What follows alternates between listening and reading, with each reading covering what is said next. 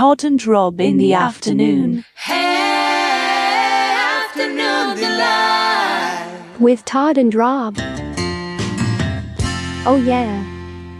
Here we are. Merry Christmas. Happy holidays. I think Hanukkah's already passed, but how are you, Rob?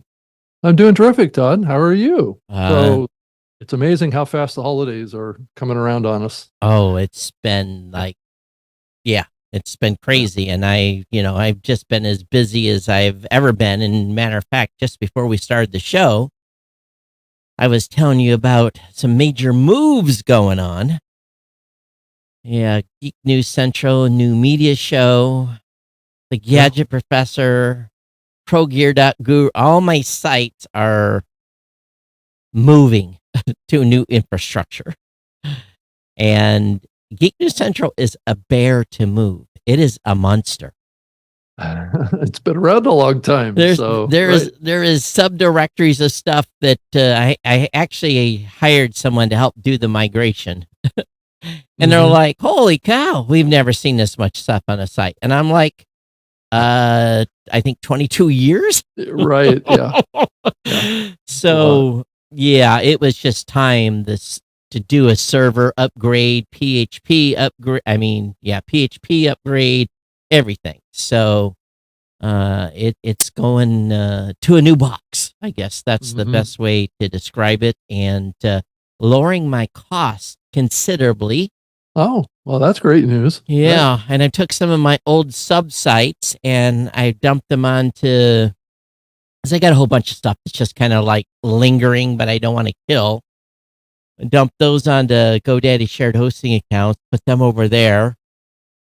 But GNC, new media show, the Gadget Professor, basically everything that's on the top of the header at Geek News Central, those sites need a little more horsepower per se.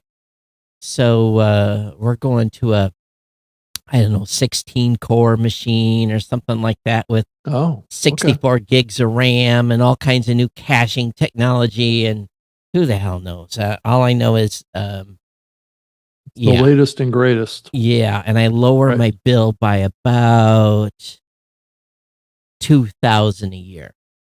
Oh. Okay. So so that's a couple more thousand you can put in your pocket, maybe. So exactly. And I've been wanting to do this for a while, but it just seems like around Christmas holidays, a little more extra time to work on stuff, and it's going to be nice to get everything on brand new infrastructure, the latest and greatest operating system, and all that. And not to say that it's going to run any faster. I don't think that's going to be the case, but anyway. Well, it might. I mean, does it spin up instances of resources that will make things a little quicker? Yeah, it does. And if there's if it's got some sort of boosting technology, all of a sudden, if it needs more load, it'll add it dynamically. And I mean, you pay for that. But, you do, but in the end, it is, because sometimes it's just sitting there, puddling away. But the website still, between all of them, it gets about 200,000 hits a day. And in the scheme of things, that's a lot of regular web traffic, Yeah. And a lot of websites, they might get 300 hits a day. And so, that was in the consultation with the migration vendor. I'm like, listen, you see the web traffic, and this has got to continue to be a machine, right? And so we'll see what happens. I might end up pulling my hair out, and I don't know. Time will tell. But that's what's ongoing at the moment. I think they're even in the box right now, pulling stuff out. So not that it matters; doesn't affect anything we're doing here. So well, that's all good to start the new year with new infrastructure. Yeah, and it's been a good thing. It's been a long time. Actually, this is the first major move in about 5 or 6 years. Wow. Yeah. So, it's like most people don't hold their cars that long, but the PHP version I was on could not be upgraded based upon the server version I was on. and it just wouldn't go there. So shit. And to be honest with you, this is more of a managed platform that I'm going to be on now. I was running my own dedicated server. I'm kind of tired of getting in there and doing this, because I had a whole cheat sheet of SSH, tricks and things, because I didn't remember, how do I, press down 100 times in the command letter to get to the point where, there's the reboot command, and, there's how to restart Apache, and, there's how to restart the Engine X, and, all the other crazy stuff. And I'm like, forget it. I'll let some other young kid, I can yell at him in a moment's notice, say, hey, the server's down. Yeah.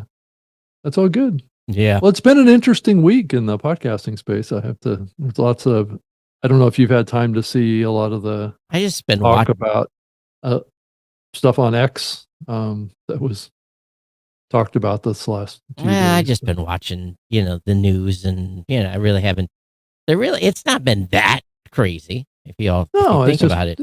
Just a constant bubble of things that are going on out there that people are interested as they look at, what's coming in 2024. What were you talking about? The Alex Jones thing on X, or what were you in reference? Well, no.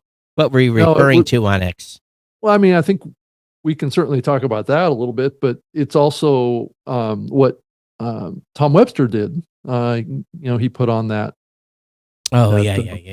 Webinar that he put on talking about his recent research about the kind of, the data that he's seeing is showing that podcasting between audio and video is kind of like a unified audience, is what I thought was an interesting takeaway. It's not so much like there's different listeners or viewers. It's the same. They just bounce back and forth between consuming podcasts on audio and then consuming podcasts that they like on video if they're available on video. And that's what his research is showing. So, it's curious though. I wonder what the time commitment, and did they go into that, the time commitment people are given to video? Because to be honest with you, I don't know that he covered that. Certainly. I have a lot fewer hours in the day to watch than I do to listen. Yeah. So no, I don't think he's arguing that point. I think it's more to do with that the research is showing that a podcast consumer is kind of, capable of, holding two things at once, right? And that would be sometimes watching the video and sometimes watching the audio. And you're exactly right, Todd. I think that the research did show to some degree that audio was consumed more because there's more opportunities to consume audio, right, than there is on the video side. And that plays in exactly what you just said. So should we start wearing big muffy headphones on the show? Because, the thing that cracks me up is, like, I watched this week in particular some quote unquote shows on YouTube that have a microphone and big muffy. Like us, right? Yeah, but most of them were wearing big muffy headsets. Yeah, I'm not a big fan of that. But and I'm thinking, why? Why are you wearing those big muffy headsets? And I really came to a conclusion. There was one show where they have 3 or 4 guests that are different every episode. So they're bringing them in and they don't have earbuds. So they just reuse, the headphones, kind of like we do at CES. But it doesn't make any sense to me why the host, who are there every day or every other day or once a week, whatever they do and record, why are they not on earbuds? And well, it even goes beyond that, Todd. To some degree, a lot of these are done in person in the studio with your guest sitting right there. Right. There's really not a lot of reason to have any headphones on at all because it's not like you're doing a virtual interview. But I've been in radio stations before where... Yeah, but that's different though. Right? I don't think so, because you still have this inane need to want to hear yourself. And just taking your earbuds out, it's not the same experience. I understand the need for the feedback loop. I really do, number Okay. one. I mean, I think that's just a conditioning that we've had, because my preference to do any in-person interviews is to not wear anything. So when you were doing interviews back in your radio days, you didn't have, but how did you know? To me, I'm clued in when I'm off mic or. The only time that I ever wore headphones when I was doing live radio was so I could hear my producer who was running the board, or I could hear the callers that I had. But I didn't need to have headphones to hear the people that were in the studio with me producing the audio. Well, I guess maybe it's just because when I go to events like CES, it's God loud in the hall anyway, so we have a hard enough time hearing each other. No, I think there's that's a lot of background noise, so it's a different. Yeah, I think use that case. there's use cases that would be the case, but I'm just not sure if you're doing video and you're doing audio and you have a person sitting right across the table from you. Yeah. On a microphone, why are both of you wearing headphones? It just doesn't. I mean, I think it gets in the way potentially, and it's just something that you've grown accustomed to. For me though, what I always found is when you're interviewing a lot of different people, and we were literally on 10-minute points at CES, and you have supposed media personalities. I can't tell you the number of times I was looking down and the person started talking about something and I had to reach over and adjust their microphone because they weren't paying attention. They were just talking and kind of off. And certainly that is a possibility there too. It's a way to monitor the quality of the audio that you're capturing. And there are situations, and this gets back into the production, but where you're going to play a clip from something in the middle of the interview, right? That your guest needs to be able to hear. That's true too. Well, yeah. So if there's additional content, I'm just talking about just a conversation where you're sitting on a couch and you're across from someone, and you're not going to be playing any other content. These big headphones is kind of just a habit that people have gotten into, and I think it takes away from the video experience. Well, then that's the Rob and Todd Consulting Company here. Hey, by the way, it's like us here. I mean, we're not wearing big headphones. We're using in the ear headphones, so I can hear what you're saying. This is a virtual show. We're not in person, so I have to be able to hear you. So, and what's the compromise there? Is just get these over the ear headphones, right? And that eliminates the whole problem. That's what they should all be doing, actually. And a lot of the bigger shows do that. It is well, anyway, it's just some observations I made. No, it is. And I was just I've been thinking a lot about it too over the last, especially as we move into this new era of video. I mean, is it like a badge of honor to wear a big, expensive headphones or something? Maybe it's product placement. Is it a style statement? Is it, what is it? It's maybe product placement too. Who knows? Well, yeah, you could certainly look at it from that too, because everyone's using, I've got an old school Heil. I got one of the old ones here that never sag. And we've got the Shure SMB. So should we be getting reimbursed from Shure for using these mics? I don't know. Well, some of the newer ones have Shure logo right on the side. Yeah.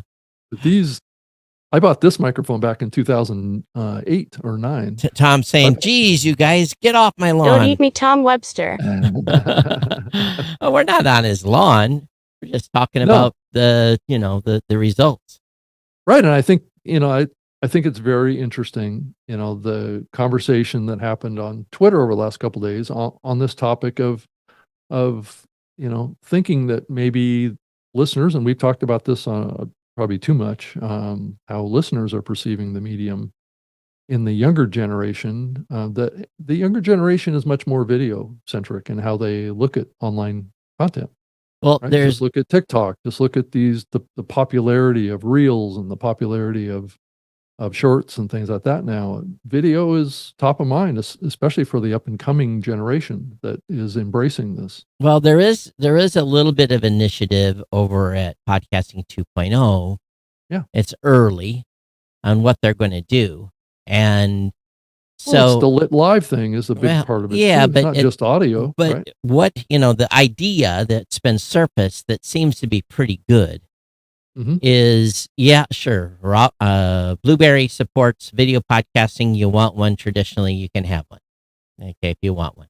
Number two, if you decide to put your video over at wherever it may be, Twitch, Twitter, Spotify. wherever, no, YouTube, wherever you're going to That's a put. place you can put it. Actually, Well, came up second in the list. Okay, whatever. So if Yeah. you want to put your video over there, you can. But what we're going to do is through the alternate enclosure tag, which I vowed not to support from the main purpose of it, but I can see a use case going forward where we just link to the YouTube video in the alternate enclosure. We just basically provide a link to the episode link. So then when they're in the podcast app, they can still get their audio version, or if they want the video version that's served up from YouTube, they can do that as an embed right in the app, and it still keeps it in a podcast app. And we just use the bandwidth for free from YouTube, and we can still run value for value against it. We can still do all the things in the apps that we're doing with audio. We're just going to use YouTube for the free bandwidth. So that in itself, if people want to consume video on an app, they can, and that will support that in the new podcasting app. So how well? I think that's terrific. But the problem is, and here's the challenge, is unlike an audio file where you can set a marker. So if you're listening to audio and you stop, you can come back and pick it up. With putting in video embedded that way, there's no way to set a marker. So if you leave it and come back, it's going to start you from the beginning. There's no way to scrub it to this.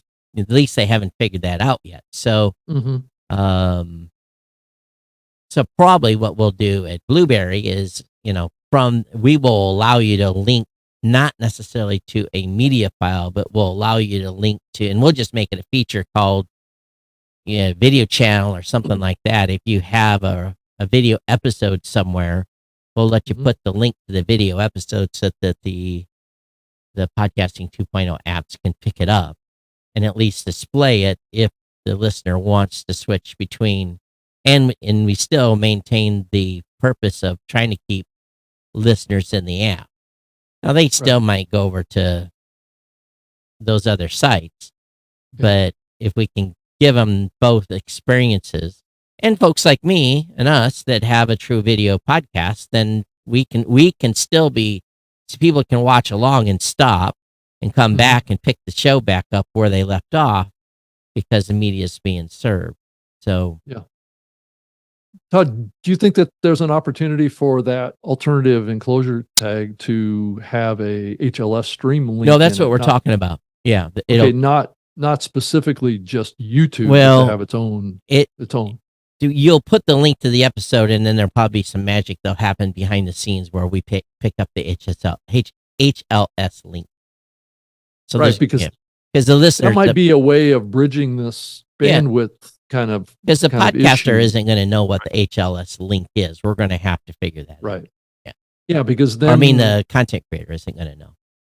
Because up till now, it's been delivered just like an MP3 file. If you're using true video podcast in RSS, and it's downloaded the whole media file. But if you put in there an HLS streaming file, it's going to stream it as much as the listener or viewer wants to see, and it's not going to use all the bandwidth to download that gigabyte file. But again, it won't set a marker because you're serving via HLS. There's no way to set a marker how far you're in. That's the problem. The listening app. That's what they're trying to do, but they haven't figured out a way around it yet. Especially when media served from YouTube, there's no way to set the spot.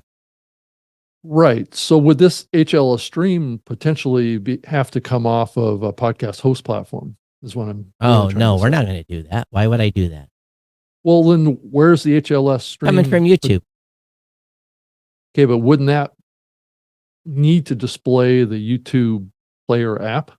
It's going to display the player embed. of some sort. That's right. Yeah, that's what I mean. So it's not a true link No, to the HLS stream. No. There might be some workarounds, but it'd be just like having, and YouTube has explanations on how to embed YouTube video in apps. So that's what's going to happen. But it is possible, potentially, technically, it's possible for a podcast hosting platform to create an HLS stream. But why would we do that? But it's same cost just to have that media file as a media file. I would not create an HLS stream. Well, that might actually save bandwidth. But the problem is you're still, that's an on-demand. You got to run up a whole bunch of resources. It's not going to save money in the long run. Okay. I would think it would save bandwidth potentially. Well, again, if you're having to re-scrub through the content again anyway, you're not, because again, if there's not a way to set a marker, again, the app folks will figure it out. I don't have to figure it out. All I got to do is provide the way for someone to put in an alternate link to the video media in there. Right, I'm just trying to think about ways that the podcaster has options that are not YouTube. So, well, again, then that media still has to be uploaded and served from somewhere, has to be converted. That's kind of my point is could that be done through another video host platform or? Yeah, potentially. Could be. So, like a Vimeo or something like that. Well, let's talk about Vimeo for a second. Yeah. We've been streaming this show on live stream for a long time. Or live stream, or it could link off of like a StreamYard servers. It's actually Live Stream is the company, the old live stream company. Remember that company? Mm-hmm. And I've been used a little hardware box to do that all this time because Livestream did not support RTMP and being able to send a video stream to it. Right. Well, Vimeo's raising the prices considerably, about double. Oh, they're killing Livestream as a product. Livestream is going away. If you still have a Livestream studio, which I have one right here on a stick, you still have one of these, and this is the authentication software to allow me to run the software. It's a dongle. It's a dongle, yeah. So you'll be able to use the Livestream Studio software continued, and you'll be able to RTMP into Vimeo or wherever else you want the media to go to. But the Livestream product itself is being done away with as of 2025. So my subscription, which I pay about $500 a year to stream into Livestream and get distribution on the Livestream channel, which we have a number of folks that watch it there versus watching it on YouTube or somewhere else. So, by the way, if you're watching on Livestream, you got to move. You got to move because we're going to start shifting people away from Livestream in early 2024 just because they're canceling the service. And whenever my renewal date is up, I'm done. And I'm not going to go back and pay Vimeo $900 a year to live stream on Vimeo, and I can live stream free on Twitch, Twitter, Facebook Live, and YouTube. Why would I pay Vimeo for a public product? Yeah. So. Right. So anyway, this is going to be an ongoing conversation, I think, around this kind of, I don't know if it's a shift dramatically, and it's not a shift. It's shifted in the last 2 weeks or something like that. I just think that the shift has been happening for a long time, and but again, it's a very small number. We need to put some brakes on. Why? There's less than 1/2 of 1%. But Todd, why are we needing to put brakes on? We need to quit pumping it up. There's very few people on podcasting site that has actually switched to video. It's not that big of numbers. It's not. It's not that many as compared to audio folks. We don't have to tell them to stop, but we need to quit hyping it as this new fucking frontier that everyone is got to be on. It's not true. I would say less than 5%, maybe less than 3% of podcasters currently are doing any video.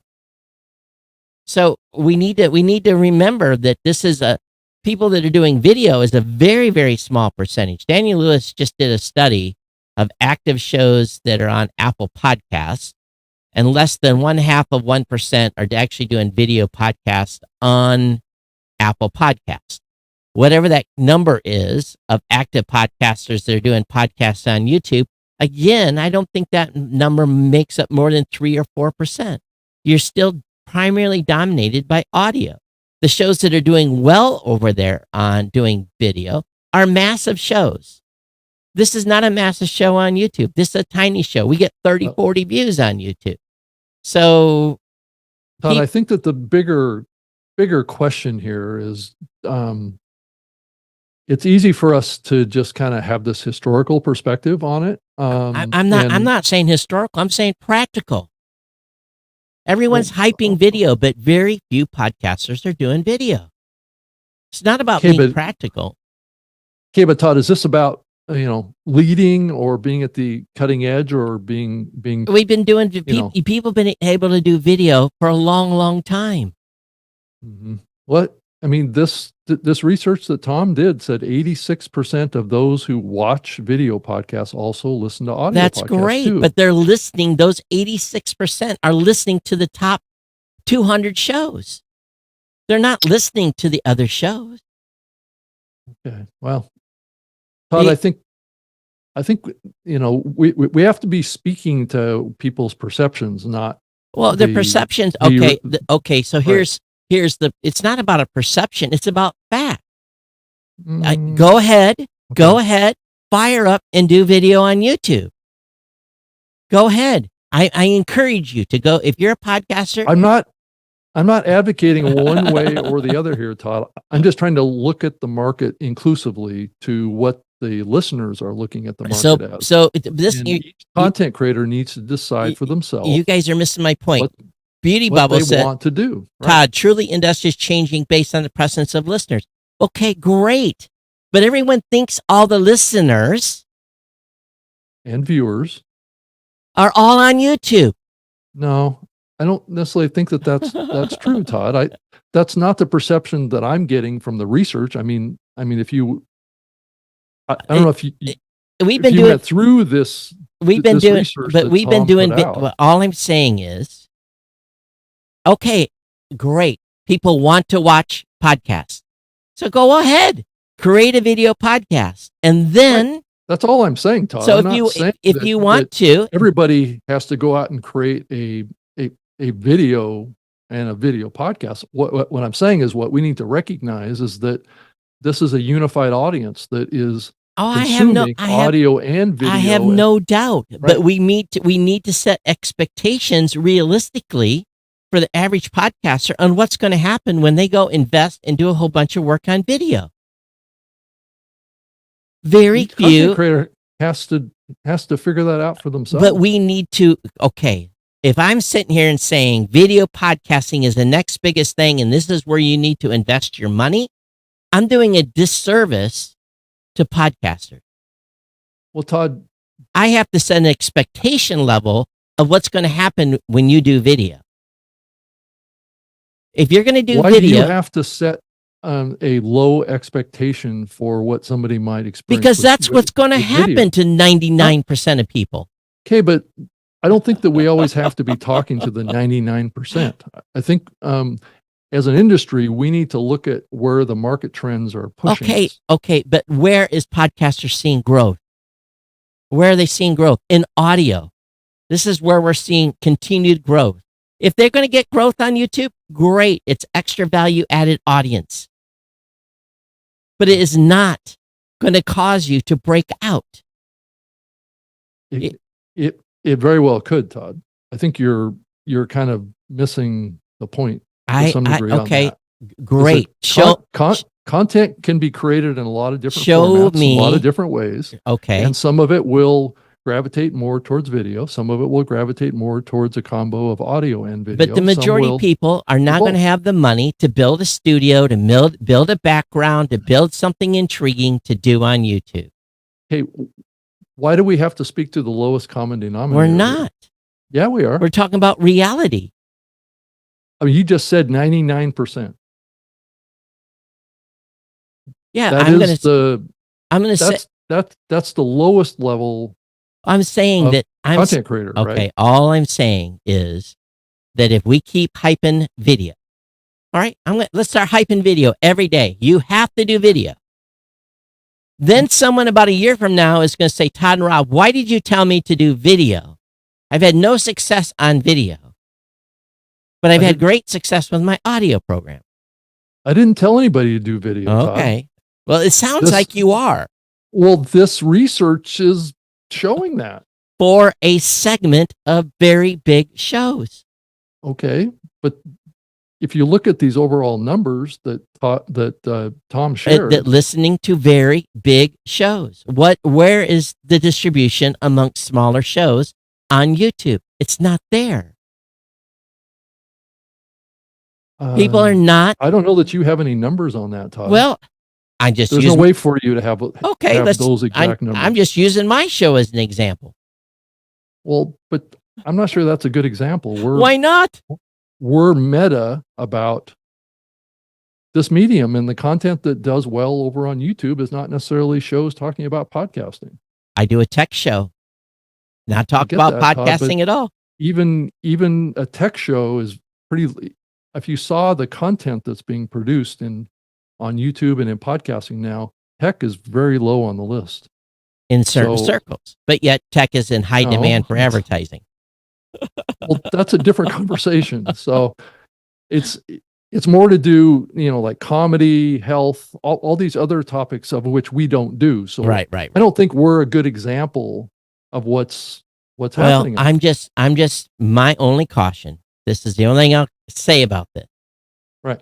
If you're going to do video and do the expense to do video and the time to do video, make sure you set your expectations accordingly. And you're going to have two strategies. Yeah, but Todd, I don't think that we should be encouraging people to go into something I'm not with a fail attitude. So, well, I'm just okay. Right. Sorry to be a negative Nancy. Well, that's kind of how it's coming across. Well, good, because guess what? I want people to have a realization that it's a tough haul. If you're going to go into, if you're going to have that conversation. I'm okay with that conversation. It's not easy. So nothing about this is easy. I'm not. So if you're going to go into if you're going to create a audio, got myself turned around here. If you're going to do a video show on YouTube, and I refuse to call it anything other than that. If you're going to have a video show on YouTube, then guess what you're going to have to do? You're going to have a video show strategy on YouTube, and you're going to have an audio podcast strategy for the rest of your distribution. And if you do video, you have to be very, very careful that you will not alienate your current audio audience because they cannot see what you're talking about. Okay.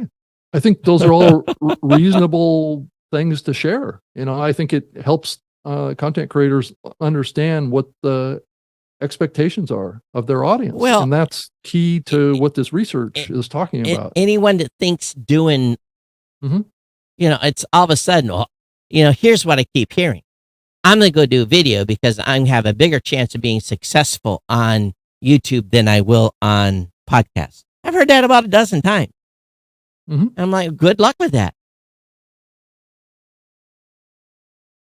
Yeah, Todd, I just don't think that we want to be reflective of an attitude that it is not looking towards the future of what this medium is doing, because this medium has always been built on innovation, trying new things, pushing the envelope, and not just holding on to what we've always done. I'm not trying to hold on to anything. I'm just setting some expectations. Okay, but that's setting a negative expectation. Well, and rightly should be.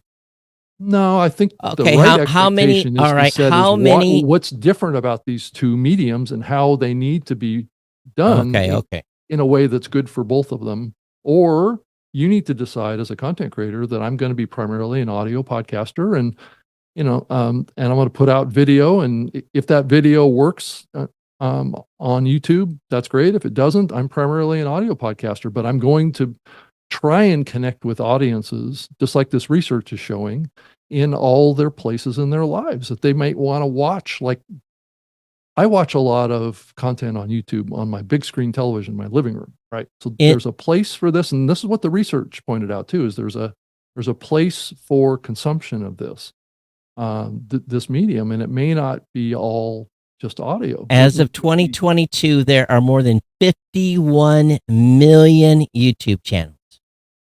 Okay. As of 2022. It's not that much different than podcasting, Todd. I think that the distribution of success, yeah, it's not that.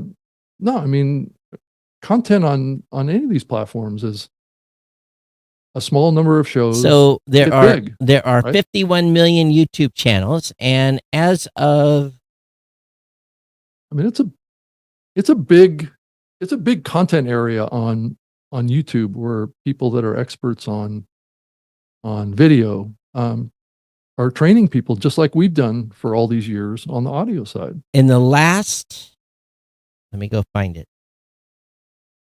Let me look at how many podcasts, not how many episodes.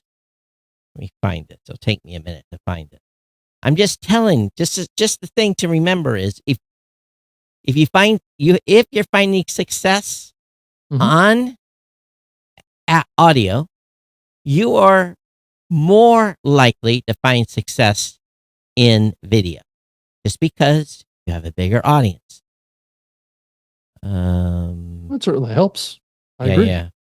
Because that audience, a certain percentage of that audience, may prefer the video experience in certain parts of their lives. Well, about typically for my YouTube, my Apple podcast is, I think was the last I checked, was like 70-30. 70% listen to the audio, 30% watch the video, but it didn't mean that they moved to YouTube. All right, so new. Well, Tom's research came out showing that video podcasts are predominantly consumed at home. Yeah, which I'm sure, and because you got to be offering an engaged and focused experience, in contrast to the audio podcast, was preferred for multitasking or on the go scenarios. So the audio podcast portion is good for, as has always been the case, is much more kind of traveling, out and about type of consumption. Okay, so the number of shows with new episodes in the last 30 days in podcasting is 334,047 in the last 30 days. So you have, all I'm going to say is you have less competition to succeed in podcasting. BD Bible says faceless videos have massive audience, and although it may take out of focus forecasting to imagine a podcaster's faceless, using video in the undercarriage of your work cannot be denied. I don't. What do you mean faceless video? I would never watch a YouTube channel that I would not see a face on, especially in the world of AI. Yeah.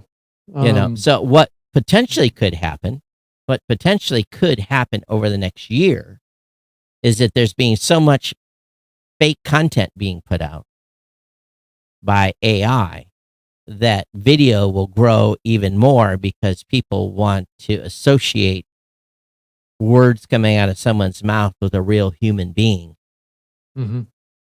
I've seen some of these videos where there's nobody talking. I leave those channels. I mean, it was just someone narrating. I leave those channels immediately. Yeah. Right, because those are usually pre-scripted. Yeah, pre-scripted, AI-driven videos. Right. Yeah. I don't trust them to begin with. But sometimes they're done by the podcaster. It's like they've taken the audio. Well, you can tell when you're listening to a podcast without any face versus just YouTube content. Which is basically what YouTube Music is embracing, right? So when you add your RSS feed up there, you're basically just playing audio. Yeah. But it's more of a still image type of experience on that. But I hate to be a negative Nancy, but I'm just at the point now where when someone tells me, "Oh, I'm having challenges growing my show. I think I'm going to go over and do live video." I It try, doesn't have to be live. It doesn't have well, to be live or video. video, or video. I try to temper Mhm. that expectation because there is, I believe it's two different strategies to have a successful YouTube channel and show versus having a traditional audio podcast. I Well, think it certainly can be. I mean, it certainly can be a different strategy, but there's nothing. I'm not saying there's any reason why you couldn't just use the same content, but I think it just depends on what the visual experience is versus how much you communicate about it. I think anyone that's doing video first has a harder time coming to audio than audio going to video because you're used to describing stuff in detail. As long as you don't forget that. Doing video, then you're probably going to be fine. But if you've done video the whole time and you want to come to audio, that's the bigger challenge. I think there's huge opportunity for video podcasters still to become great audio podcasters. Mm-hmm.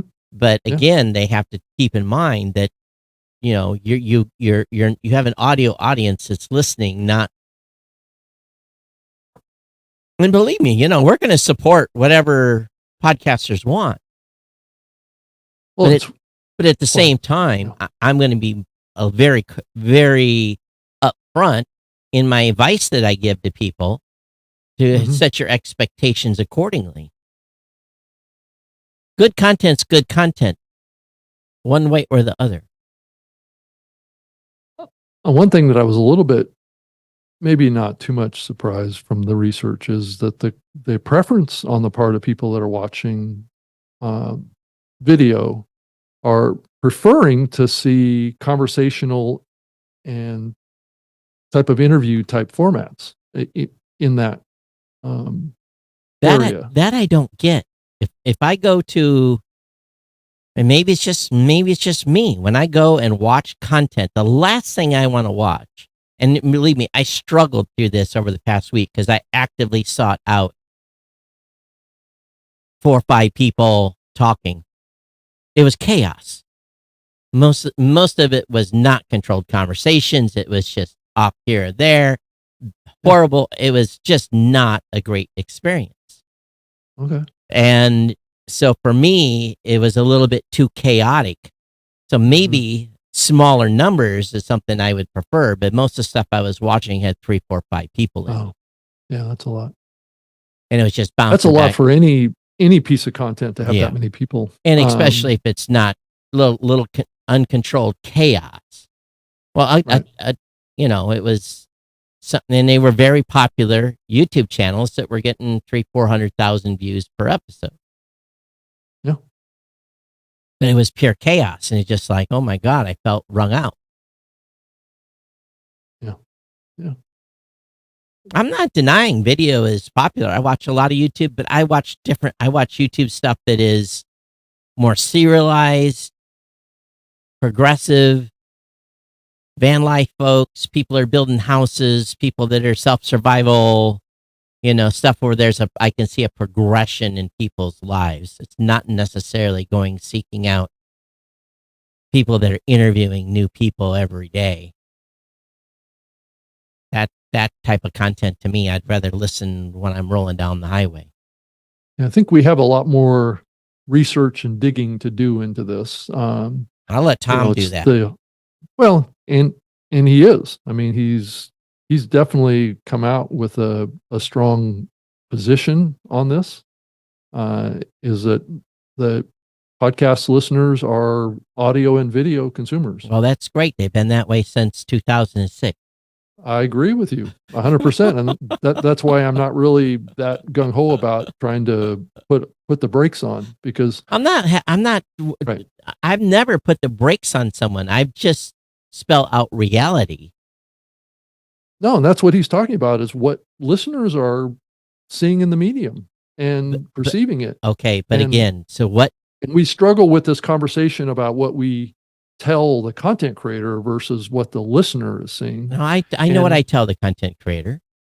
If you're going to do that, but we're conflating those to be the same thing, and it's not. So what the listener and viewer are seeing is something different than what we're talking about oftentimes here on this show. But what I tell the only thing I tell There's a little bit of a podcasters, disconnect, right? what I tell podcasters is, and it's very simple, be realistic in what you're going to do. And if you're going to do video, you need to have a strategy just as well as you have an audio strategy. And I believe they are two separate strategies. You need to have a separate strategy for the video content. Okay, so you're basically saying you can't create the same content and put it out on audio. No, you have to be cognizant that you're reaching both audiences, and it has to be structured such that you don't alienate one or the other. Okay. Because it's real simple, and I do it all the time myself. I do like this. I'll flip something in, and it's a picture of something, and I'll start talking about it, and the audio audience like, what are you talking about? I can't see what you're talking about. We just have to tell them. You have to remember to do that, and when you're doing video, it's real easy to forget. Well, it's kind of hard too, because sometimes, and this is the power of video that we have to talk about too, is that video communicates more than audio does. Audio typically needs to be longer to deliver value than video does, because there's visual elements. It's audio and video, which means that you can communicate. I think you can more complex topics more rapidly. Because I do a lot of news topics, and some of it's science images. Yeah. As an example, I say, okay, I'm seeing a picture of a exploding supernova, and it's a pretty fascinating picture. Link will be in the show notes. Make sure you go check the picture out. And I don't have to describe that to the video audience, but that's what I have to tell the audio audience as I'm going through the content. Or look at this horrific such and such, or here's a new picture of a new whatever. And I have to take time, not a lot, but enough that you don't annoy the video audience, and enough that you don't annoy. So there's a fine line in making sure that you remember that some people are watching and some people aren't. So if you always remain an audio first medium, and remember that your largest consumption block is going to be the audio content, and don't forget that you don't even have to remember the audio people can see, because they can. So this is where my biggest disenfranchisement happened in audio, is my audio audience gets pissed off because I haven't described something well enough, because they weren't there to see it. And they aren't necessarily compelled to stop listening to the audio portion and go watch the video. They'll struggle through and then let me know, hey, I didn't know what you're talking about. Yeah, I mean, I think that the research is showing that people bounce back and forth in various aspects of their lives when they want to. When there's enough reason they are available to watch the video, they will sometimes prefer to watch the video. I think it's the same thing with this show. I think some people are loyal to the video and some people are loyal to the audio. Yeah, they're a lot less. Some people bounce back and forth between the two. They're a lot less loyal to the video over here. I think we're 15% on this show that watch the video. Yeah. So, yeah, I think, but this research that Tom put together is not necessarily about the number of views. Well, that's not what he's talking about. The audience about here. Yeah, it's more about what the perception of how people consume this content, whatever that ratio is going to vary a lot between content creators. It's just that it may be possible that we're leaving audience on the table by not doing both. That's what his bigger conclusion was at the end of his webinar. And here's the thing that's going to happen next. It's a lot more work, considerably more work to do video. Okay. So if you're going to add video as a component, then you have to set your own internal KPI onto what that ratio is going to be for that extra time involved. Now, if you're doing I mean- if you're doing video like me, it's an extra 30 minutes. If you're I mean, going, I mean, I agree. Tom's kind of final thought in his presentation here, I can read it to you. It says audience control and choice. The study underscores the importance of offering both audio and video options to cater to the diverse preferences of the audience, emphasizing control and choice. So that's what his conclusion was Right. to the But whole study. but again, as a content creator, Mhm. if you're a hardcore editor and you are taking 2 hours to edit your audio, oh shit, you're gonna go mad editing video. Yeah. You are gonna go absolutely crazy because cutting audio is easy. You just cut it. You don't see the jerk of the person. You don't see the movement, so you don't see you cut a section of video. It's very evident that you cut the video. So you're going to have to do transitions. So if you're a hardcore editor, But Todd, there's also a lot of examples out there of many, many, many rapid cuts to save time for the audience on the video side. I mean, I know some huge channels that do heavy editing, editing on the video. Time. It can be done through time. AI tools. I know that the Descript tool has the ability Again, to time, no matter what, there is going to be a huge amount of time added to your production unless you're a one shot like we are, or we don't cut anything out. No, yeah.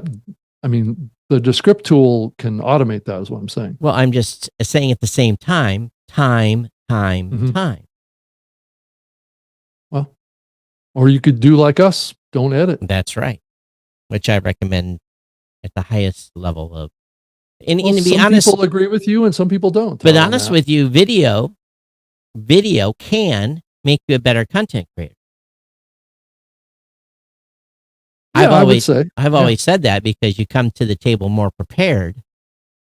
Yeah, I think the tension really also is around how you produce your episode, right? I feel this tension around trying to get this microphone, right?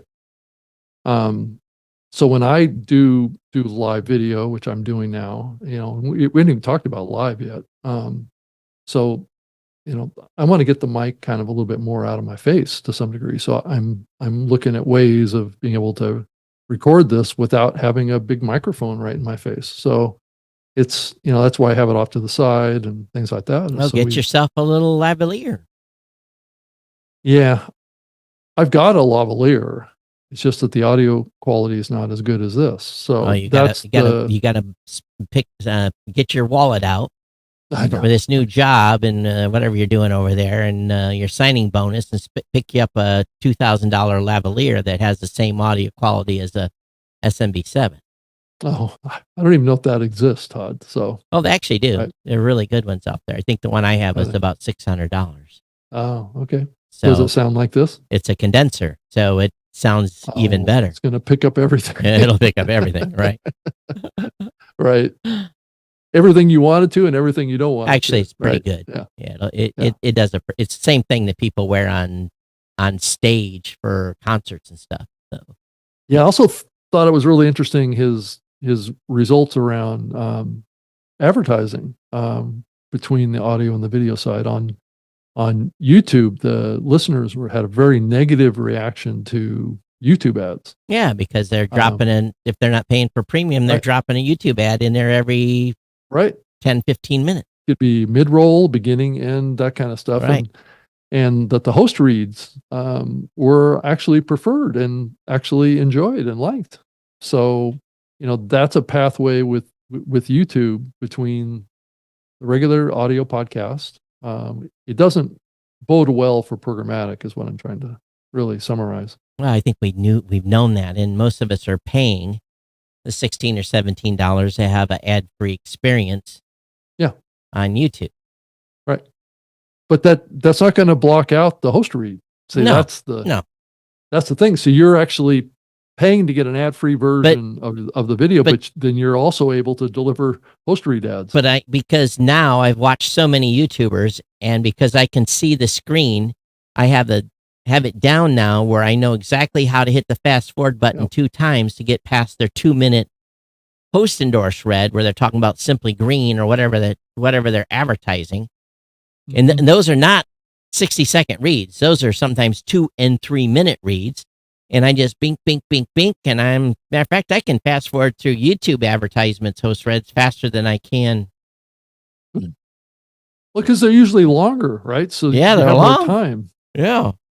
Plus, you can through YouTube when you fast forward, you can actually visualize. Yeah, you can visualize forward. Until you can see where the clip changes, where it stops, because they don't always incorporate them into the content. They go to a different scene, and then I just keep going until I get through the scene. If you're going to do a good YouTube ad host endorse, you do it right within the content. You don't change the scene. Yeah, they still haven't done the whole kind of instant skip thing like used to be the case with broadcast TV. Believe me, this thing works fantastic. Just hit fast forward a couple of times and you're through it. No, but on the old TiVos, I have the little. You have a TiVo still? No, I've got the stuffed animal. No. Okay, do you really still have a TiVo? No, I don't. I used to click that fast forward button all the time. The ad skip button on my TiVo, right? It would automatically skip through the ad. Yeah. But we no longer have. Someone needs to make a YouTube remote that lets me do 30 and 60-second forwards. Well, like most of the podcast apps have a little skip button, right? Yeah. But usually my phone's in my pocket and I don't have time to. By the time I get the phone out, the ad's already read. And frankly, that's also a reason why doing odd length host reads is the smart thing to do, right? Because if it's built in there with 15-second or 30 second, you don't want to do a 30-second host read or a 15-second host read because they can skip right through those. What you want to do is a 1 minute. Well, again, I think, and you're definitely the only way most podcasters are ever going to make money on YouTube, the majority of them, are they're going to have their own sponsors. Otherwise, they're going to get sold around. They're going to get sold around regardless. And right in the middle. People are doing like we are. They're buying the premium and skipping all the ads. Right. They pay, skipping the programmatic ads. Yeah, it's worth it to pay to miss those interruptions. Right. That's true. So, but one of the podcasts that I listened to that I could hardly handle, I don't think I would watch them on YouTube because all those ad spots they're doing every 10 minutes. I'd have to keep my remote control strapped to my arm. So did you see the back and forth that I had with Mr. Adam Curry? No, I did not. On Twitter about the perception of podcasting and how it's maybe changing. He didn't like that too much. So, but so we were back and forth. So he posted a tweet that he was taking me out of his will. Oh, so speaking of which, 1701 SAS from Mike Dell can't watch YouTube on most airline flights are up in the UP of Michigan. 5,000 sats from Adam Curry. I have disowned Rob. I mean, Adam, I'm flattered that you even had me in your will. So that's all I can say. Well, he just said I have disowned Rob. He didn't say anything taking you out of his will. But if that's the case, he did on Twitter. So he did, huh? I have to go look at that. I missed it. What is he calling you, a traitor for selling out to a video? Right. Yeah. Well, exactly. Yeah. Well, trying to look at how, this is back and forth. There were some people that kind of support. I did a chat GPT-4 question on this. And this question was, do you think this is true? The podcast name is increasingly meaning a type of online content and not a technical definition for distribution. And it came back, ChatGPT came back affirming that perception. Oh, wow. You got to be smarter than the AI, Rob. AI output is meant to be edited, not to be quoted. Oh, is that what it is? That's right. Oh, by the way, so 5 days ago, Dave Jackson, 10,000 sats from Dave Jackson School of Podcasting. Any chance you add chapters now that Blubrry has them? Hey, Dave, I tell you what, would you like to volunteer? I'd love to have someone do chapters for the new media show. Just need someone to volunteer. So that value for value, time, talent, and treasure. We'd love some of your talent, my friend. If you want to be the one to come in and add chapters to our new media show, happy to have you do that. Well, Todd, Dave Jackson is gonna join me live on my podcast tips with Rob Greenlee show on StreamYard tomorrow night. Okay, so make sure you pitch to Dave that we're more than happy to have him support the new media show by introducing chapters. Now, Geek News Central, where I actually pay someone to do this, I do have chapters for Geek News Central.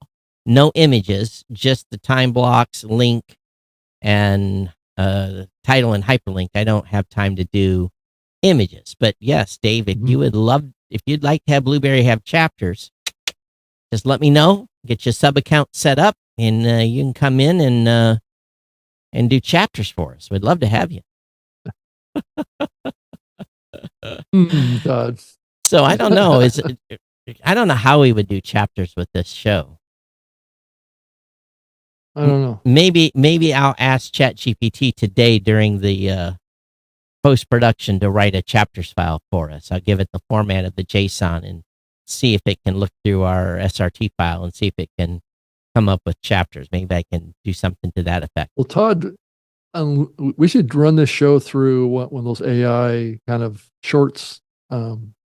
You're more than happy to, Rob. Go ahead and start creating shorts. You're more than welcome to produce shorts with clips of us debating back and forth these topics. Yeah, so that'd be great. Go ahead. You feel free. Feel free. Right. I know you got 2 jobs now. So what is the story here? I saw this announcement. I know you've been working with this company for a while. So what's your new title over at InSound?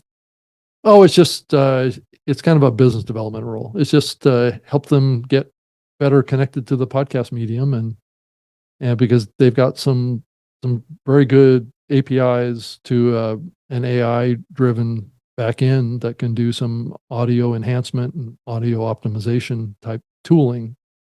So if you think about like what's going on at a couple of the platforms, I mean, even StreamYard is doing audio optimization, right? Type of it's basically cleaning up the audio, so you can record from anywhere. Is it going to sound like a Descript edited audio file? No. It's not getting involved in editing at all. It's more around kind of sound levels and optimization and kind of taking out background sounds. So does it do a better job than Ophonic? Well, I haven't actually myself tested it against Ophonic to be able to make a definitive conclusion on that yet. It's this is a newer platform. So I think we'll have to do some testing against it, right? 5,000 sats from Adam Curry. You only have 1 chapter. Rob shilling for YouTube. I'm not shilling for YouTube. That's not what it's all about. It kind of sounds like that. Well, okay. If it just so happens that YouTube is the number 1 considered consumption platform for video podcasts, maybe it's a number 1. It's a number 1 platform for consuming video shows on YouTube. That's not what Tom Webster's research is showing. Okay, good. Well, great. So we must be, this kind of conversation about what Tom Webster is presenting versus what the position of Adam and yourself and others for out those there. Those that are listening, I'm smiling big. Because I'm not giving ground. You have a YouTube channel. You have a YouTube channel. You have a YouTube show. I don't take any offense to this, Todd, because this is actually, if you go back to the very early days of podcasting, this is what the medium was all about. We were debating these issues. We were trying to figure them out. We were trying to do the right thing for podcasters. But what we are evolving into is starting to think more about what the listeners care about. Okay. And that's not necessarily what the podcasting space has always done. I've always lived from day one. I don't care where they listen or watch. So that has remained the case for me from the beginning. But one thing that I refuse to give up ground on is making podcasters for my show, understanding that newmediashow.com is the place where this show originates.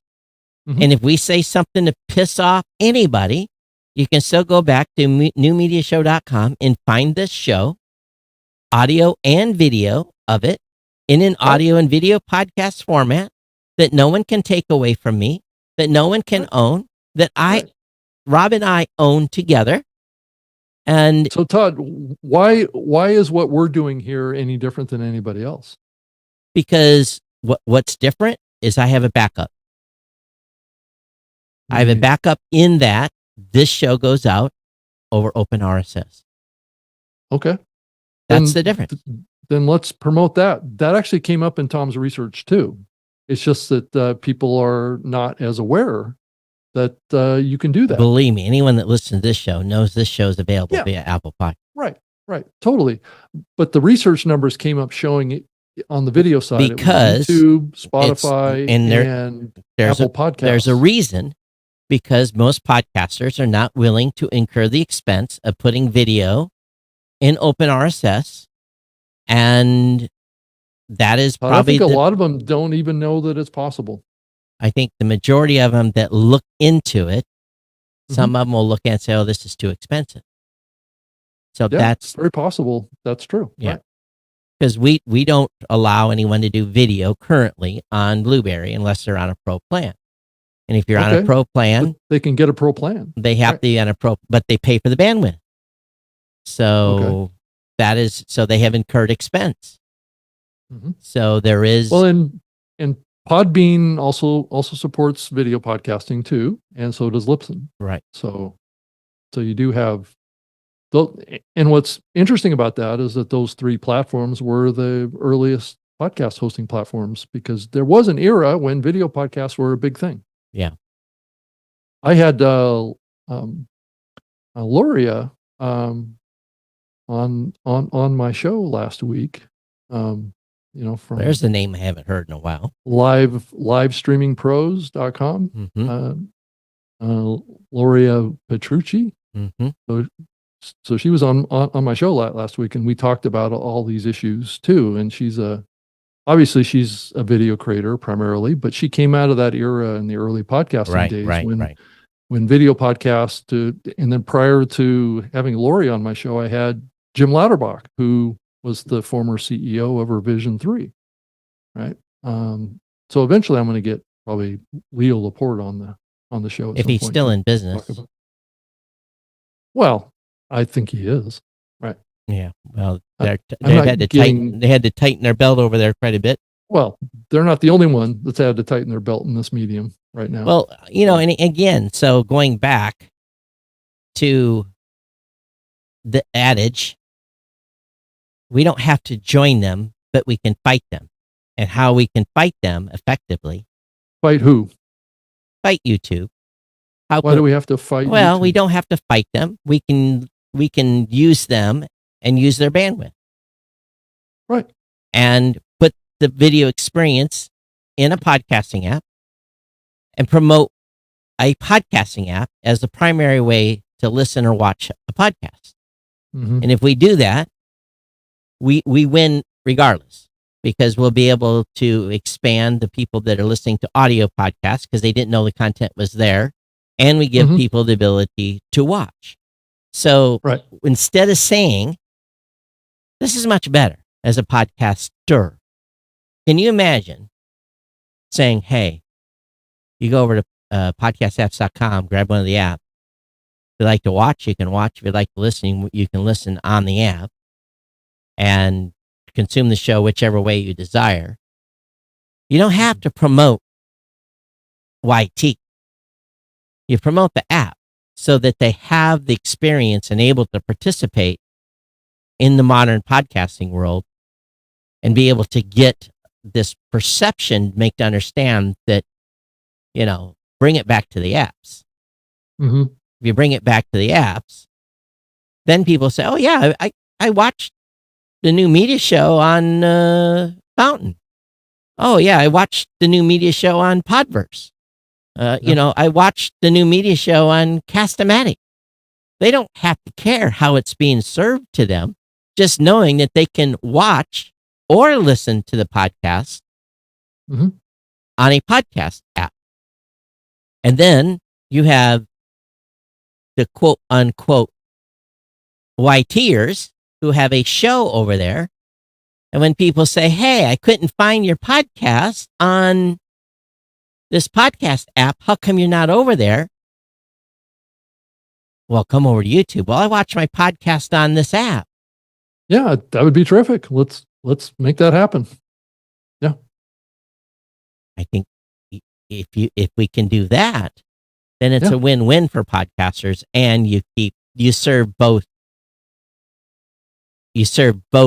communities of listeners and viewers, and able to get them to Right. Then what have you done is, if quote unquote you become deplatformed on one of these other platforms, then you just have to find a new platform or start a new channel. Yeah. So I just saw a tweet from someone from the community, Mr. Kevin Finn from Buzzsprout. He made a comment on the thread that's been running between James Cridlin, myself, and Daniel J. Lewis, Adam Curry, all those on this very topic here. And Kevin writes, we'll win when all the big tech platforms give up on podcasting and move on. Nothing worth debating. Just hold tight. It's true. It's true. Well, there is a little bit of truth to this. I remember back in 2008, 9, probably 7, 8, 9, in that time frame, when a lot of the big media companies gave up on podcasting. They basically just eliminated all their podcasts, and they said, sorry, we're not going to do it anymore. And it was just a few years later, they all got back in again, right? So the only bad part is you're still going to be subjected to advertising when you're watching in those apps. Yeah, what's funny about Kevin's comment here is that it's an interesting juxtaposition to this argument against YouTube, right? Is that we have proprietary platforms have always been dominant in podcasting. Look at Apple. Apple's a proprietary platform. Spotify has always been is a proprietary platform, but yet the industry embraces that. Now, granted, it's built on the back of an open RSS standard, but still, we are beholden, unfortunately, whether we like it or not, to these big tech platforms for our success, or not. So if we were to lose support of all these people, what do you think would happen to podcasting? I think people will still seek out podcasts. Okay. But again, It'll be like 2004 again, right? Well, again, Apple's not going anywhere soon. I know, I get that, but I'm just saying the issue that Kevin raises here is basically a rollback of all of the distribution progress that we've made. Again, we don't care where they listen. Let's make sure they listen or watch in a podcasting app. How about that as a new saying? Yeah, I'm 100% in favor of that. It's just a matter of, where are all the users, where are all the eyeballs, or all the ears? Well, again, or eyeballs now. Someone that's watching this now on the platform that shall not be named, which we've been naming, as they're watching this right now, they're saying, Todd, I can watch you on Podverse, right, or in Fountain, or any of these other apps. And not all those apps are supporting video yet, but again, no, but they could. And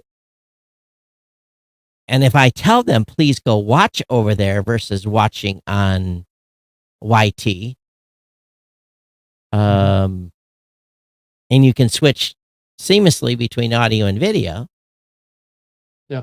And you can take me on the go and listen to the audio when you have no connectivity, right, which I still struggle with. Yeah. So I think if it's, the video stuff's not going anywhere. We know that. I've known that for 10 years. No, and it's a generational thing that's happening now too, right? It's the younger generation is all into video. But now, we as short or long form. But we as content creators, aka podcasters, Well, and who's our audience? I mean, what's our audience demo, right? Yeah, our That's audience the is other part of podcasters. this too, right? So, I but mean, if we're catering to a younger audience, we probably need to think more about But- video. If we're but if- catering to an older audience, it may not be as important. Well, but at the same time, hopefully enough people are listening to the show to say, yeah, maybe I should be promoting apps, specific apps that I can get behind that are helping to Right. expand the podcasting space. And hopefully that will grow. You know, are we going to get 400,000 shows tomorrow?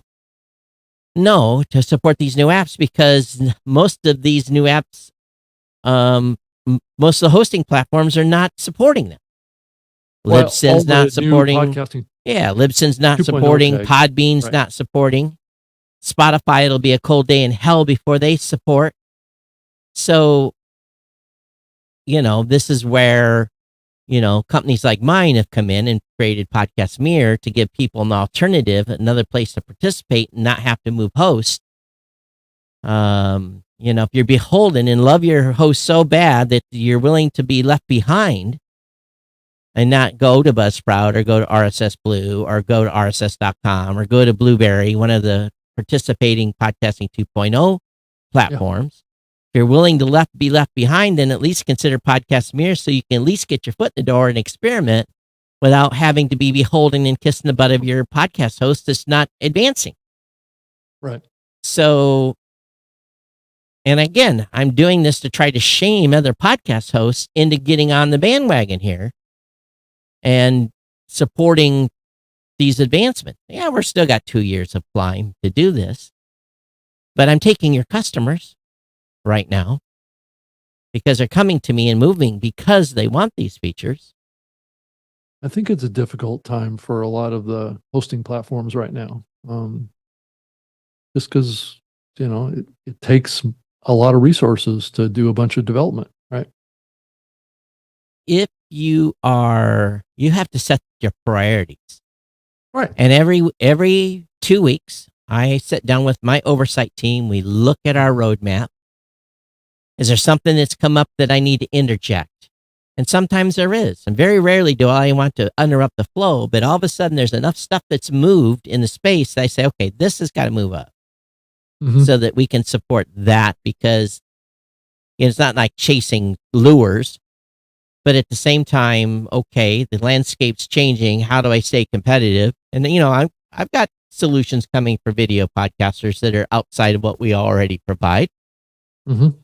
So, and I'm not going to go into what we're going to do, but, you know, I'm not stupid in that regards, but I'm also going to be making sure that we try to educate the podcasters that work with us to say, okay, here's a potential future.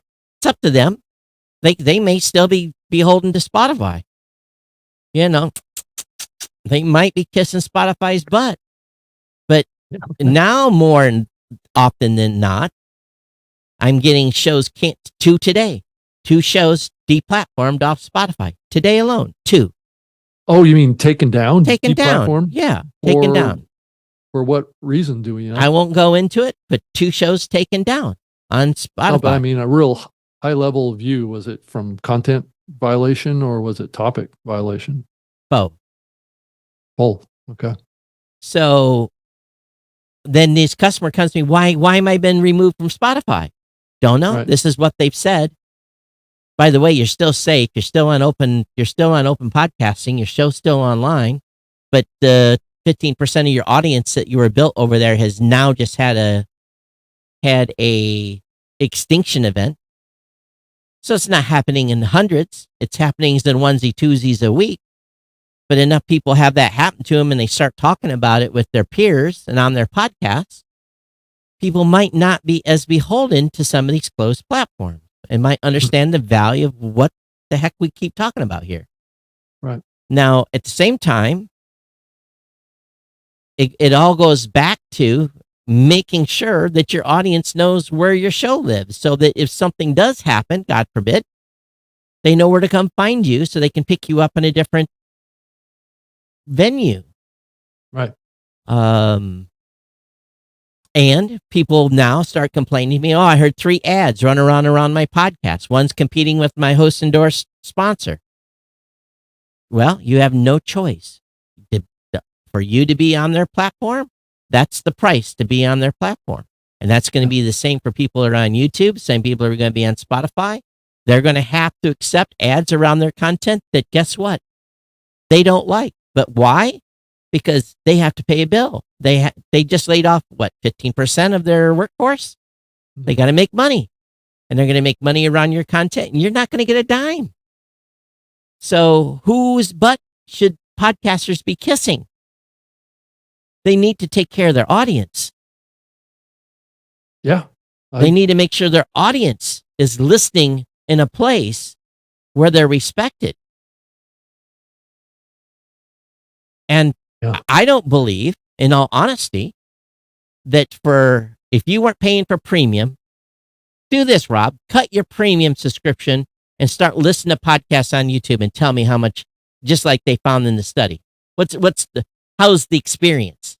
It's going to suck. Double. Well, that's what the research evaluated. Right. It's going to suck. Right. Well, it's mainly because of the ads and how random they are. But there is tools in the YouTube platform for you to have greater control over where those ad placements go. It's just that a lot of creators don't go in and set up the tools If properly. you're monetized, those tools are not available to shows. If you're monetized, correct. The shows, if you're not monetized, they just drop it wherever they think they should drop it. Right. Of course. And that's going to be probably 94% of all shows on YouTube are not going to make a dime, and you're going to have a disruptive experience over there. So what are you worried about your audience having a good experience? If you are, you educate them during your show. This is where you go to have an ad-free experience. If you have no ads in your show. Todd, I also heard that from a really big kind of YouTube creator who's pro podcasting as well. I mean, he shared an interesting perspective on this, and maybe I've mentioned it in the past here on this show, but one of the reasons to submit your RSS feed to a YouTube type of a platform would be as an archive. No. On the audio side. No guarantee. How do you get your media out of YouTube? How do you download that?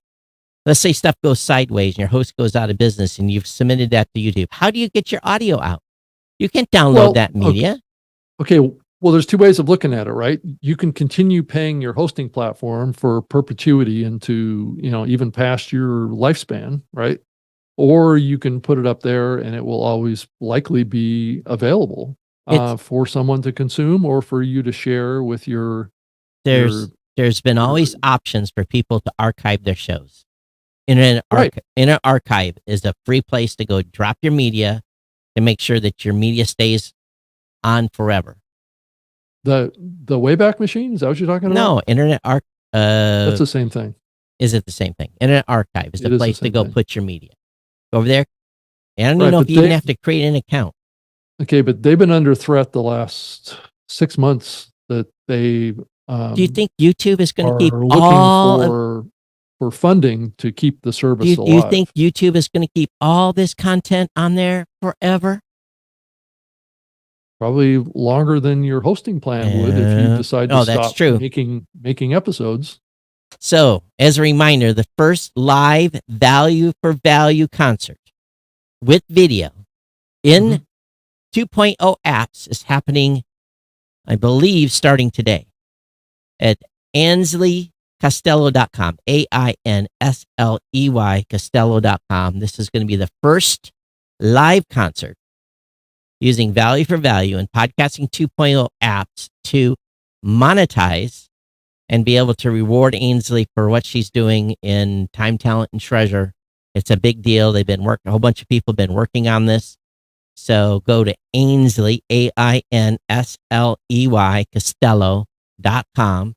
As a matter of fact, let me load this and see what again, these are going to be in the podcasting 2.0 apps.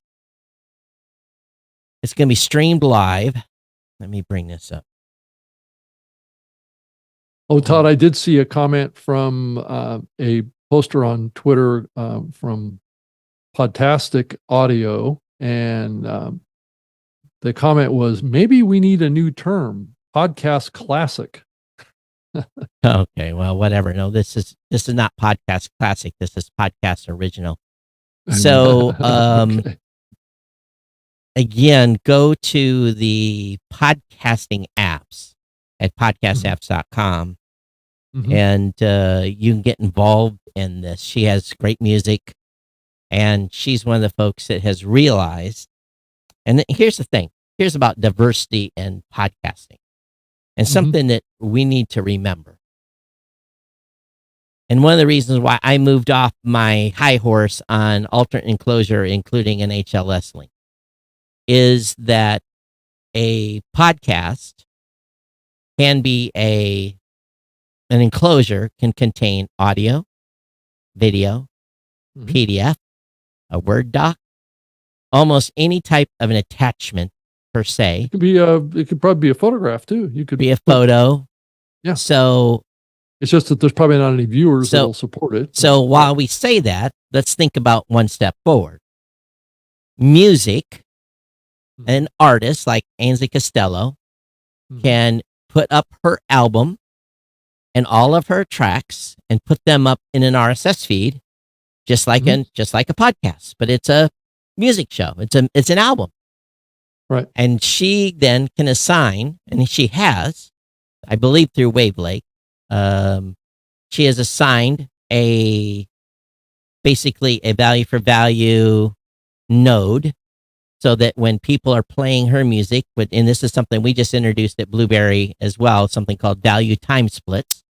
So if Rob, you and I are doing this show, and I cut to one of Ainsley's tracks, one of her PodSafe music tracks, and we play it during our show, I can switch out the value block so that during the time her show is playing, I set the percentage that goes to Ainsley versus coming to us. So right now, our split is 50-50. If I set the value block for Ainsley to be 90%, you and I would split the 10% that we would get of that 90%, and she would get 90% during the time her track played.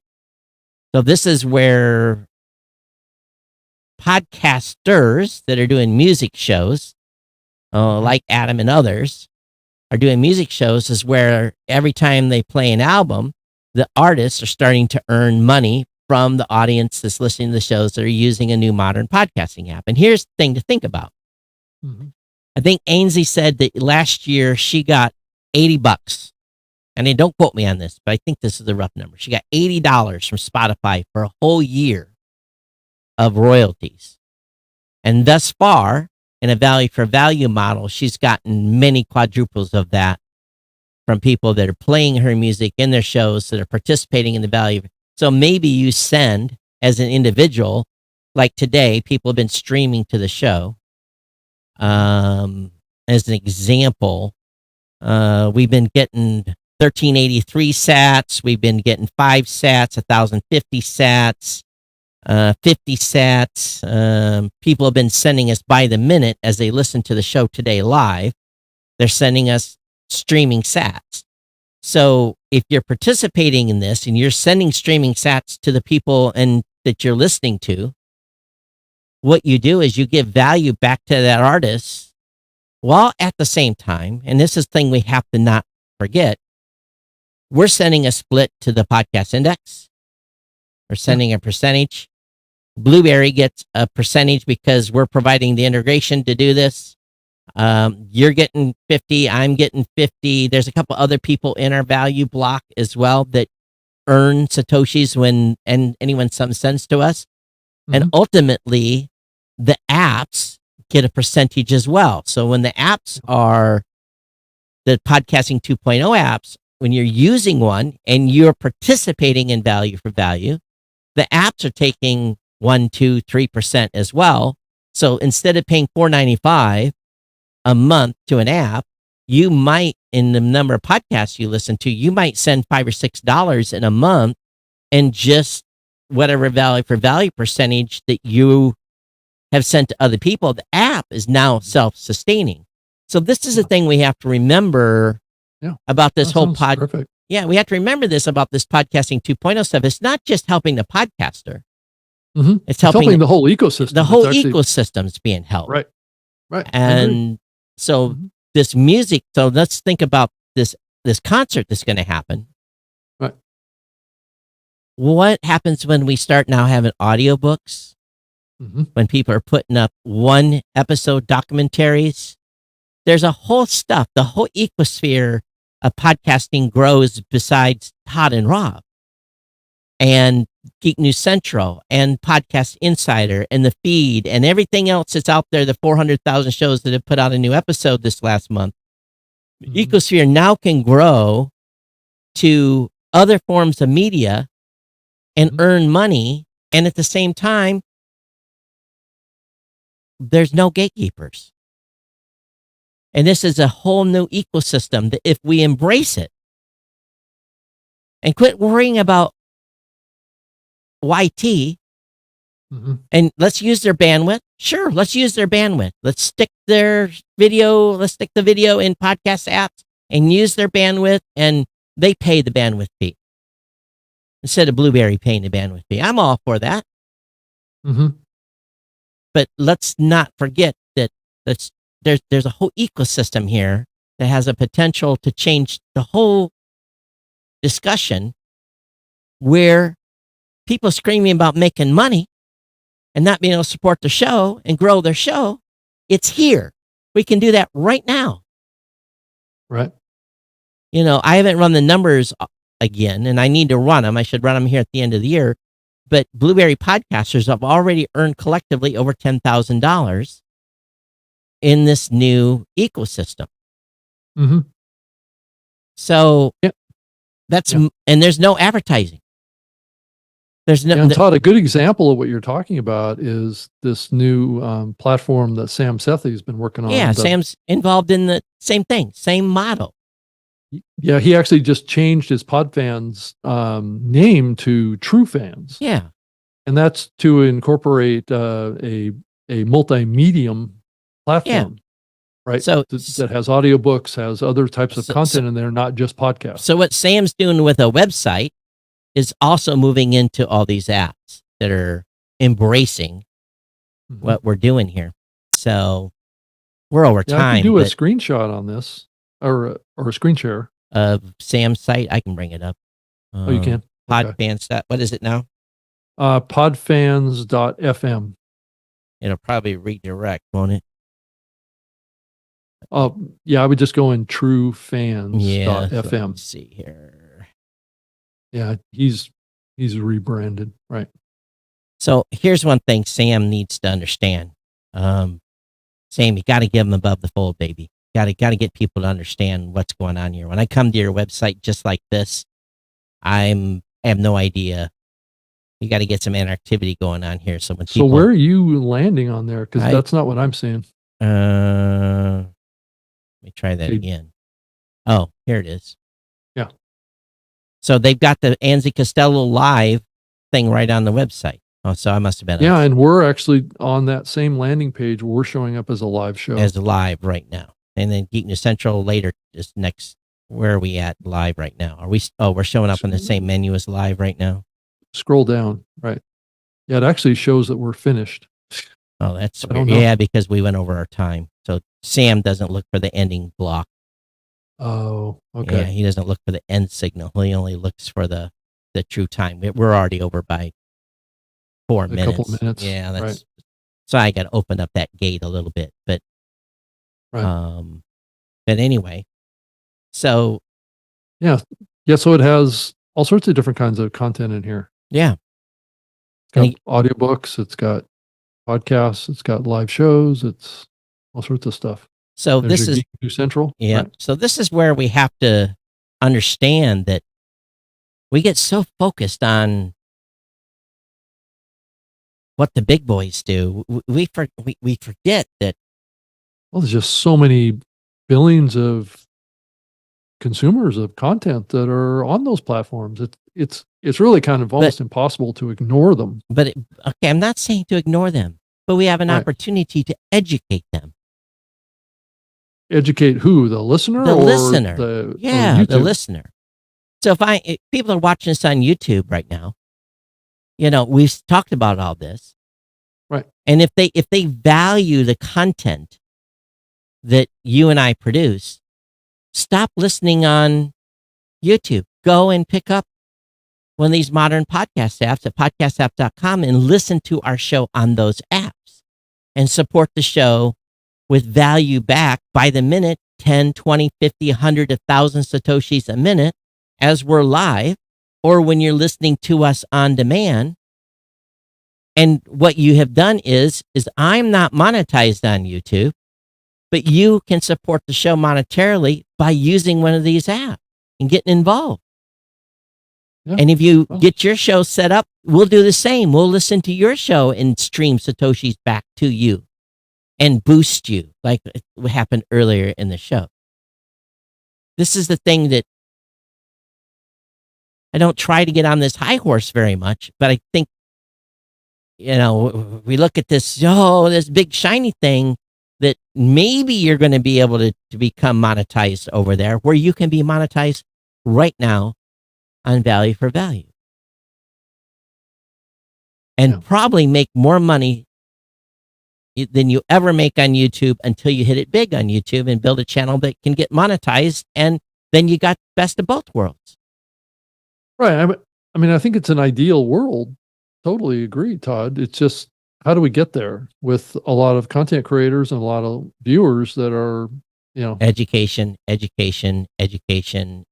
a long, we don't have the budget it's a couple of years. Google has to play this game. But if 10% of the people that listen to the show start talking about it on their shows or training their audiences on their shows, then it's the 6 degrees of separation. We're going to get there, but we have to start now. Most of the new aren't we? Yeah, most of the new podcast apps are on Gen 2. They're getting much better. They're getting much more cleaner. So But the question is, what's the adoption at this point of it's small. It's small, but here's the thing too. Right. How many emails has this show gotten in the past 6 months? 1 or 2? How many boosts have we got? Today we've got 1, 2, 3, 4, 5. 5 boosts today. 5 direct messages to us while they listen to the show live. Yeah. Now, when we were off the air, we got 1, 2, 3, 4, 5 comments while we were off the air. People boosting when they were listening to the show when we weren't on the air. So for one show, essentially getting 5 from the previous show and 5 for this show, a boost that have come in, for most podcasters that get no feedback from their audience, a single boost of 1,000 sats is like, wow, someone's listening. Someone's giving me feedback. So, yeah. Again, it's a different mindset. And you can do video. And it is. I mean, it's the typical battle of, David and Goliath, right? So well, it's not even that. It's just right now it is a education movement. We have to educate and make people understand over time. Over time, there can be, what do I have a goal for Geek News Central? I just set a challenge on the last episode. My goal for Geek News Central, because there might be, I've seen a shift in some stuff GoDaddy has done in the way they're presenting deals. I have a little bit of concern. So what have I said? Okay, is if this party comes to an end, then I need $3,000 a month in listener support. That's what I need. So the goal in 2024 is to have 1,500 listeners, provide value at $2 or more. And if people want to give me a donation of $1,000, all we need is 36 of those to get to reach the value for the end of the year. Mhm. So what do I want? I want to build the value to get it. And value for value is not going to probably bring that to me in Satoshis, but Mhm. through traditional donations, I feel I can get 1,500 listeners to give a minimum of $2 a month, and hopefully more if I'm giving more value. So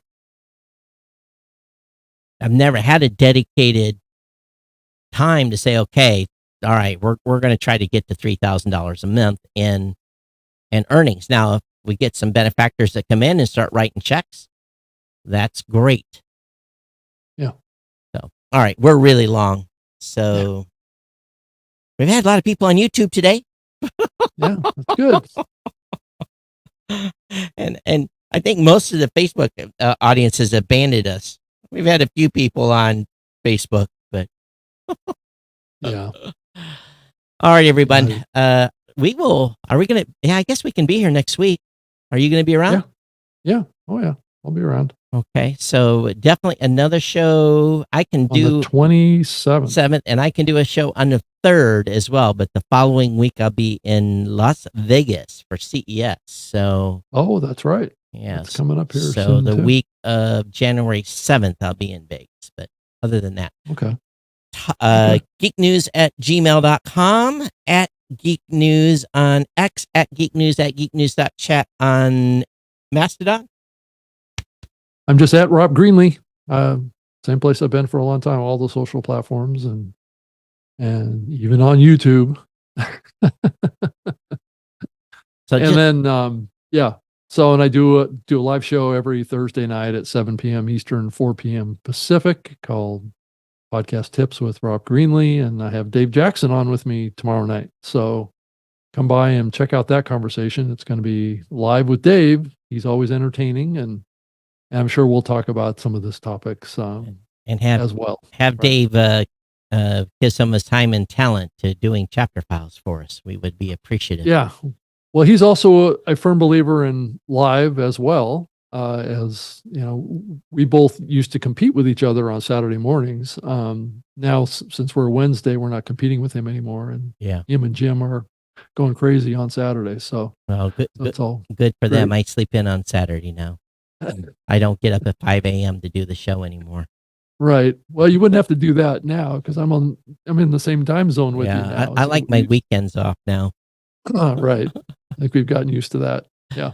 All right, So everybody. anyway, robgreenlee.com. You can find me over there. If you want to send me an email, just robgreenlee@gmail.com. So I've got all the Rob Greenlees out there. I think I'm the only Rob Greenlee in the world. So Oh, it's there we okay. go. Well, at least one as tall as you. All right, everyone. Everyone take care.